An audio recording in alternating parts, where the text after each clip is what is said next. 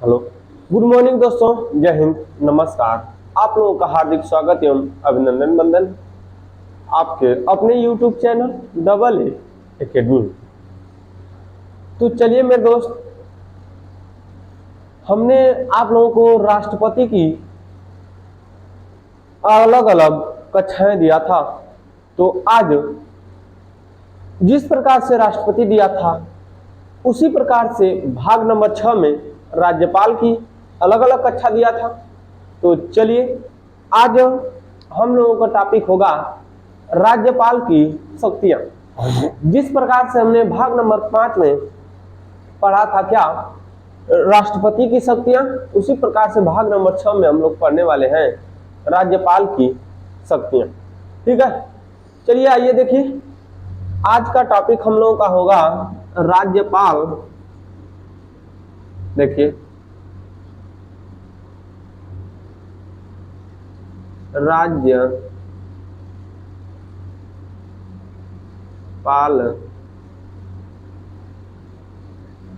की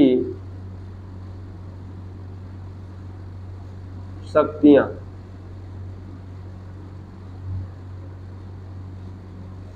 जिस प्रकार से हमने राष्ट्रपति की शक्ति को पढ़ा था उसी प्रकार से आज हम लोग पढ़ेंगे राज्यपाल की शक्ति को। ठीक है, जिस प्रकार से हम लोग राष्ट्रपति को पढ़े थे उसी प्रकार से राष्ट्रपति के साथ साथ राज्यपाल को पढ़ लेते हैं। यह भाग नंबर 6 का आज राज्यपाल की शक्ति है, इसको देखेंगे। तो राज्यपाल की शक्ति में अनेक शक्तियां आती हैं। ठीक है, जिस प्रकार से राष्ट्रपति की अनेक शक्ति पढ़े उसी प्रकार से राज्यपाल की अनेक शक्ति पढ़ेंगे। चलिए देखिए, बारी बारी से देखने का काम करेंगे उसको भी। आइए दोस्त, तो बारी बारी से हम लोग देखने का काम करते हैं। जिस प्रकार से राष्ट्रपति को देखें तो उसी प्रकार से राज्यपाल को देखेंगे।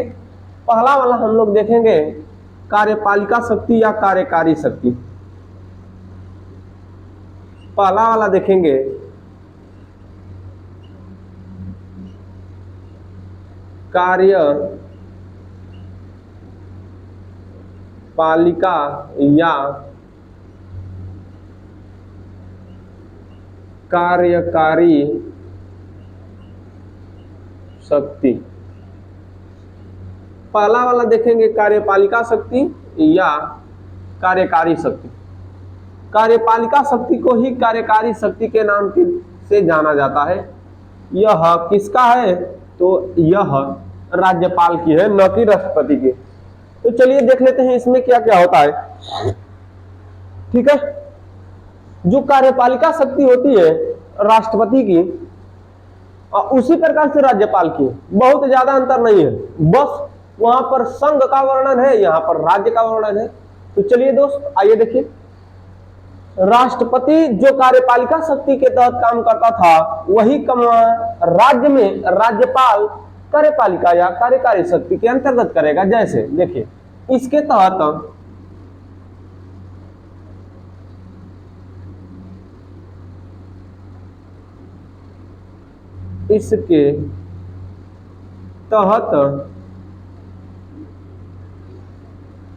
राज्यपाल,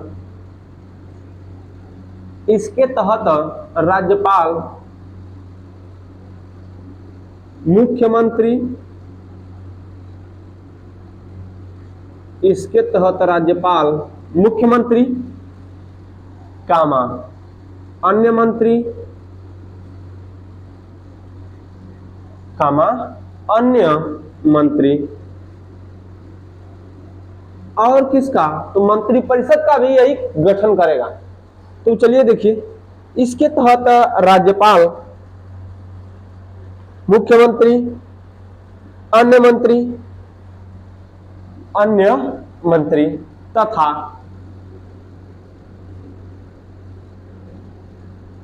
अन्य पदाधिकारियों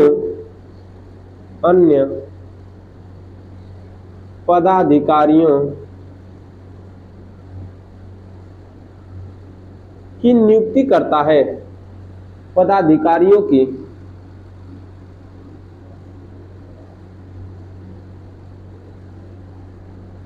नियुक्ति करता है। कौन करता है? राज्यपाल करता है। कोई दिक्कत? तो आशा करता हूं दोस्त कि समझ में आया होगा। इसको मैं समझाने का प्रयास करता हूं। चलिए जल्दी से आइए देखें। हमने बताया कि राष्ट्रपति की पहला वाली शक्ति थी कार्यपालिका, उसी प्रकार से राज्यपाल की पहला वाली शक्ति कौन सी है? कार्यपालिका शक्ति या कार्यकारी शक्ति। तो जिस प्रकार से राष्ट्रपति प्रधानमंत्री की नियुक्ति करता था और प्रधानमंत्री के सलाह पर अन्य मंत्री और मंत्री परिषद की नियुक्ति करता था, उसी प्रकार से राज्य में राज्यपाल मुख्यमंत्री की नियुक्ति करेगा और मुख्यमंत्री के सलाह पर अन्य मंत्री और अन्य पदाधिकारी या मंत्री परिषद की नियुक्ति करेगा। ठीक है, तो इसमें हमने आपको जो बताया है वह क्या बताया? तो हमने बताया कि जिस प्रकार से संघ में दुनिया, सुनिएगा ध्यान से, पहले सुनिए, गुनिए, तब पकड़ के धुनिए। पहले सुनिए, फिर गुनिए, तब पकड़ कर धुनिए।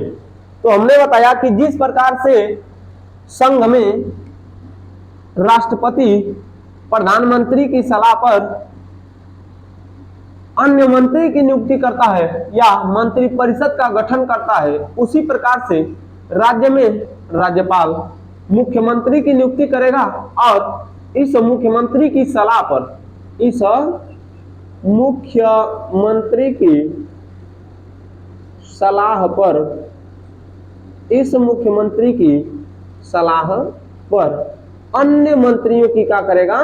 नियुक्ति करेगा। और किसका काम करेगा? तो अन्य पदाधिकारियों की भी नियुक्ति करेगा। आशा करता हूं कि यह समझ में आया होगा। दूसरा वाला देखने का काम करते हैं। दूसरा वाला क्या है? दूसरा वाला आपको मिलेगी विधायी शक्ति।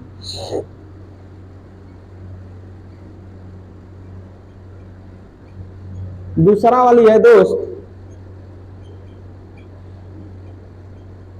विधायी शक्ति। कौन सी शक्ति? विधायी शक्ति। इसमें होता क्या है विधायी शक्ति में? जिस प्रकार से प्रधानमंत्री संसद में 17वां और 17 करता था, उसी प्रकार से राष्ट्रपति, उसी प्रकार से राज्यपाल विधानमंडल में 17वां और 17 करेगा, बस। और इससे ज्यादा कुछ नहीं है। उसका यहां पर फोटोकॉपी चिपकाना है।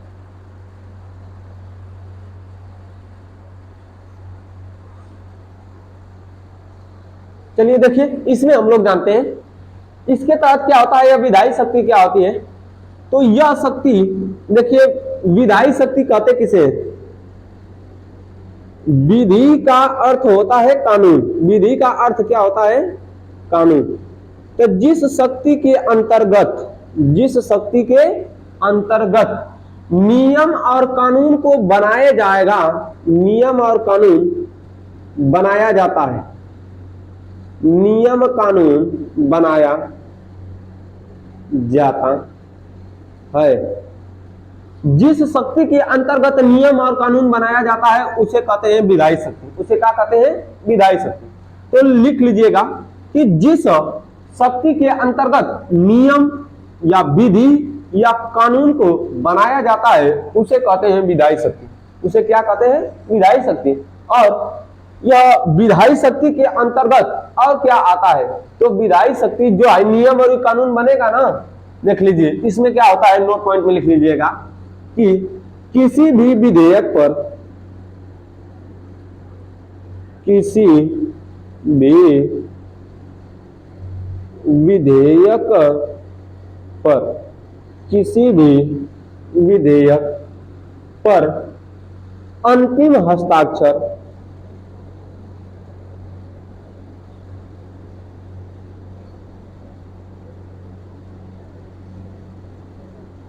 राज्यपाल करता है।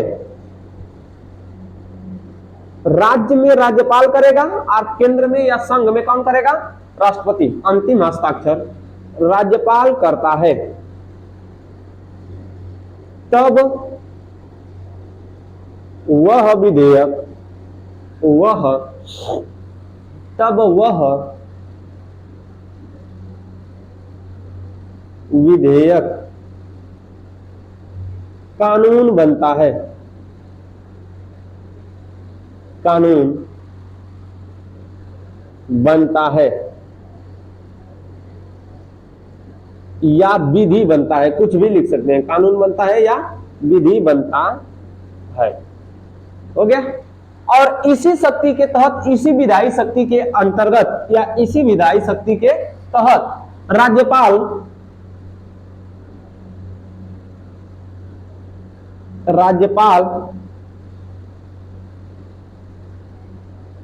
सत्राहूत व सत्रावसान करता है, सत्रावसान करता है। अब देखिए किसका करेगा, किसका सत्राहूत व सत्रावसान करेगा, किसका, तो जिस प्रकार से संघ में राष्ट्रपति संसद का सत्राहूत और सत्रावसान करता था, उसी प्रकार से राज्यपाल किसका सत्रावसान और सत्राहूत करेगा, तो विधान मंडल का, विधान मंडल का। ठीक है। और इस विधान मंडल में कितने सदन होंगे, तो इस विधान मंडल में 2 सदन होंगे। इस विधान मंडल में कितने सदन होंगे, 2 सदन। पहला वाला विधान परिषद होगा,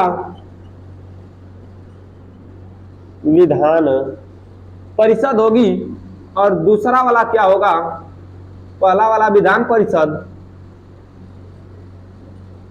और दूसरा वाला विधान सभा होगी।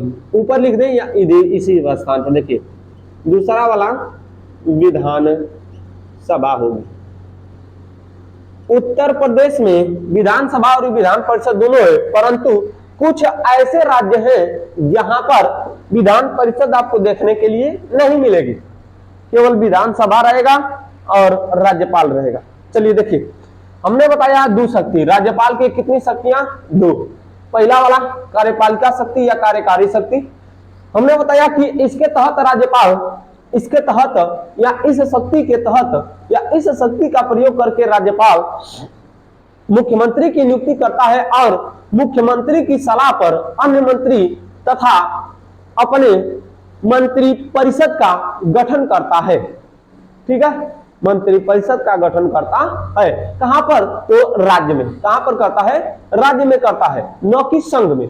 संघ में यही काम कौन करता है, राष्ट्रपति करता है। किसकी सलाह पर, प्रधानमंत्री की सलाह पर। और यहां पर किसकी सलाह पर, मुख्यमंत्री की सलाह पर। जैसे आनंदीबेन पटेल वर्तमान में हमारे उत्तर प्रदेश राज्य की राज्यपाल है, और उत्तर प्रदेश के वर्तमान में मुख्यमंत्री कौन है, तो उत्तर प्रदेश के वर्तमान में मुख्यमंत्री है श्री योगी आदित्यनाथ जी। और योगी आदित्यनाथ जी का को नियुक्त कौन किया होगा, आनंदीबेन पटेल। और आनंदीबेन पटेल अब योगी आदित्यनाथ जी के कहने पर या सलाह पर अन्य मंत्रियों की नियुक्ति करेंगी, और अन्य मंत्री के साथ साथ मंत्री परिषद की नियुक्ति करेंगे। कहां की मंत्री परिषद, तो राज्य की मंत्री परिषद की नियुक्ति करेंगी। कौन करेंगी, आनंदीबेन पटेल। पहला वाला था। दूसरा वाला आपको मिलेगी विधायी शक्ति। विधायी शक्ति का काम क्या है, कानून बनाना। क्या बनाना, कानून बनाना। विधायी शक्ति किससे संबंधित है, विधि या कानून से संबंधित है। ठीक है, जिस शक्ति के अंतर्गत विधि या कानून को बनाया जाता है या नियम को बनाया जाता है उसे कहते हैं विधायी शक्ति। इस शक्ति के अंतर्गत राज्यपाल सत्राहूत करता है और सत्रावसान करता है। ठीक है, आपसे प्रश्न पूछे कि राज्यपाल किस शक्ति के अंतर्गत विधान मंडल में दोनों सदन में या एक सदन में सत्रावसान व सत्राहूत करने का काम करता है, तो विधायी शक्ति के अंतर्गत करता है। आगे देखिए, किसी भी विधेयक को विधि बनने के लिए या किसी भी बिल को एक्ट बनने के लिए या किसी भी विधेयक को कानून बनने के लिए अंतिम हस्ताक्षर किसका करना होता है, तो राज्यपाल का करना होता है। तब वह विधेयक कानून बनता है, तब वो विधेयक क्या बनता है, कानून बनता है। तो जल्दी से इसका स्क्रीनशॉट ले लीजिए मेरे दोस्त, मिलेंगे अभी जल्दी। अगली शक्ति को देखते हैं, तो जल्दी से स्क्रीनशॉट ले लीजिए इसका। आगे देखते हैं, हो गया दोस्त। तो चलिए इसको मिटाते हैं, फिर आगे बढ़ते हैं। दो शक्ति हमने देख लिया, पहला वाला कार्यकारी शक्ति या कार्यपालिका शक्ति, दूसरा वाला हमने क्या देखा, तो दूसरा वाला हमने देखा है विधायी शक्ति। तीसरा वाली देखते हैं और चौथा बारी बारी से सबको देखने का काम करेंगे, कोई छूटने वाला नहीं है हमारे यहाँ। तो चलिए तीसरा वाला देखेंगे हम लोग, वित्तीय शक्ति। तीसरा वाला क्या मिलेगी आपको या हमको या सभी लोगों को क्या मिलेगी, वित्तीय शक्ति मिलेगी। राज्यपाल की वित्तीय शक्ति, तीसरा वाला आपको मिलेगी वित्तीय शक्ति।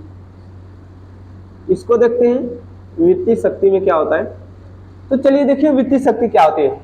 तो इस शक्ति के अंतर्गत या इसके तहत, इस शक्ति के अंतर्गत या इसके तहत राज्यपाल आकस्मिक निधि से पैसा निकाल सकता है। देखिए इसके तहत राज्यपाल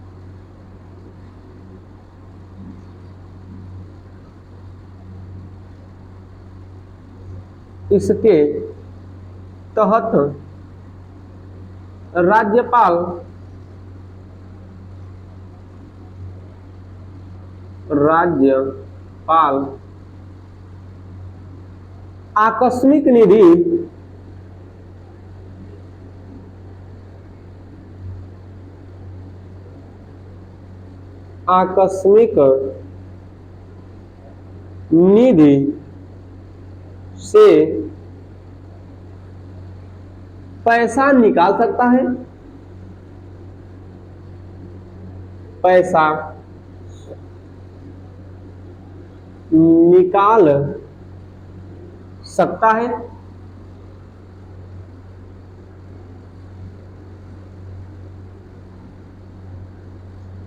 तथा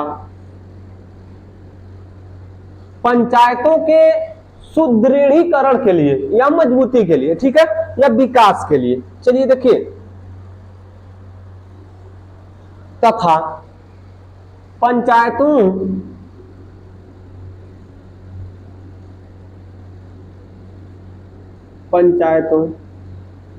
के विकास के लिए, पंचायतों के विकास के लिए राज्य वित्त आयोग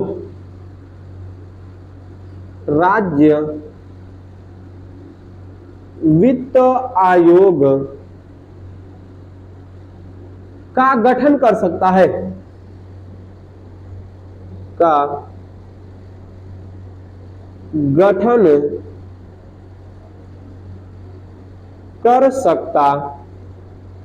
हो गया। आइए देखिए मेरे दोस्त, हमने इसी बतिया को पहले बता दिया है, फिर इसके बाद हमने लिखा, हमने कहा कि यह जो वित्तीय शक्ति है, इस वित्तीय शक्ति के तहत राज्य में राज्यपाल क्या कर सकता है, तो आकस्मिक निधि से पैसा निकाल सकता है। कोई ऐसी स्थिति आ गई जिसमें राज्य के पास पैसा नहीं बचा, तो उस समय आकस्मिक निधि एक राज्य के पास होती है, उसमें से पैसा निकाल सकता है। निकालने के बाद किसी भी स्थान पर प्रयोग कर सकता है। आगे देखिए, फिर इसके बाद हमने बताया है क्या, इसके बाद हमने क्या बताया कि जब वह आकस्मिक निधि से पैसा निकाल सकता है, जब आकस्मिक निधि से पैसा क्या कर सकता है, निकाल सकता है, तो उसका प्रयोग कहां पर करेगा, तो प्रयोग कहां पर करेगा, तो पंचायत होती है राज्य में, जिला के अंतर्गत क्या होती है, ब्लॉक, तहसील के अंतर्गत ब्लॉक, उस ब्लॉक के अंतर्गत गांव, अब गांव को मिलाकर बनता है ग्राम सभा, उसी को कहते हैं पंचायत, ठीक है, ग्राम पंचायत कहते हैं। तो यह जो ग्राम पंचायत होती है उसको विकास के लिए, कैसे, वित्तीय विकास के लिए, किसका विकास करेंगे, वित्तीय विकास करेंगे, सुदृढ़ीकरण करेंगे। वित्तीय विकास के लिए या सुदृढ़ीकरण करने के लिए राज्यपाल राज्य वित्त आयोग का गठन कर सकता है। किसका, तो राज्य वित्त आयोग का गठन कर सकता है, राज्य वित्त आयोग का गठन कर सकता है। यह किसकी जिम्मेदारी होती है, तो वित्तीय शक्ति के अंतर्गत राज्यपाल की जिम्मेदारी होती है। किसकी जिम्मेदारी होती है मेरे दोस्त, राज्यपाल की। चलिए अब 3 ठो देखें, अगली वाली शक्ति देखते हैं, चौथा वाली शक्ति है इसकी क्षमादान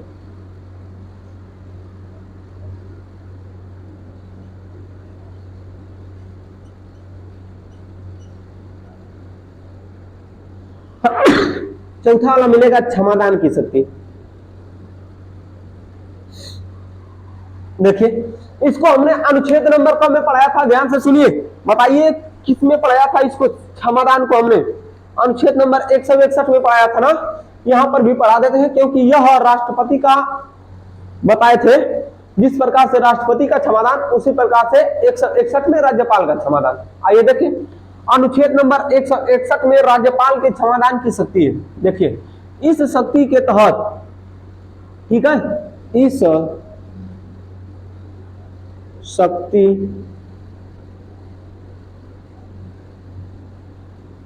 शक्ति के तहत राज्यपाल सजा को माफ कर सकता है, माफ कर सकता है।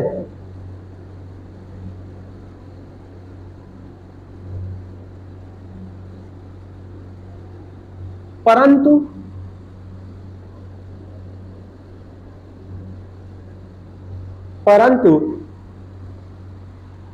फांसी की सजा, परंतु फांसी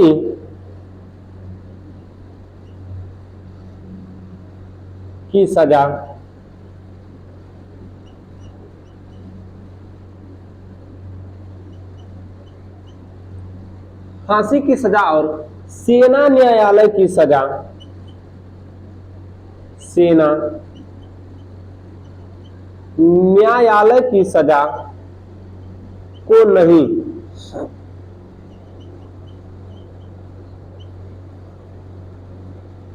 देखिए हमने बताया कि जो क्षमादान की शक्ति है, और देखिए इस क्षमादान की शक्ति की चर्चा किसमें है, इस क्षमादान जो शक्ति है इसकी चर्चा कहां पर किया गया है, तो अनुच्छेद नंबर 161 में।